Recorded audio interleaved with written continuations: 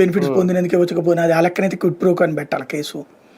బేసిక్గా ఇక్కడ రాజకేశి రెడ్డిని ప్రమోట్ చేసి లేదా రాజకేశి రెడ్డిని ముందు పెట్టినట్టున్నారు, ఆ తర్వాత విజయసాయి రెడ్డిని పక్కన పెట్టేసినట్టున్నారు ఆ యాక్టివిటీ.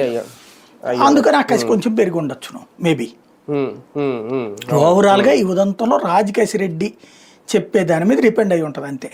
అతను చెప్పినా కూడా అతను ఆధారాలు ఇవ్వాలి. ఇప్పుడు ఏంటంటే బేసిక్ ఇక్కడ సమస్య ఏంటంటే కుంభకోణం జరిగింది, వాళ్ళ దగ్గర నుంచి వీళ్ళు లాక్కున్నారు ఫ్యాక్టరీలు, ఆ ఫ్యాక్టరీ లాక్కునేసి వీళ్ళు ఇక్కడ ఈ బ్రాండ్లన్నీ ఇచ్చారు, అమ్మారు, డబ్బులు తీసుకున్నారు. డబ్బులు తీసుకున్నది ఎవరు? కంపెనీలు, షాపుల దగ్గర కాదు. ఇక్కడ డబ్బులు తినడానికి కుదిరింది. వీళ్ళు ప్రొజెక్ట్ చేస్తుంది ఏంటి, కంపెనీలకి క్యాష్లో డబ్బులు ఇచ్చారు, అవి అక్కడి నుంచి కలెక్ట్ చేసుకున్నారు అని కదా.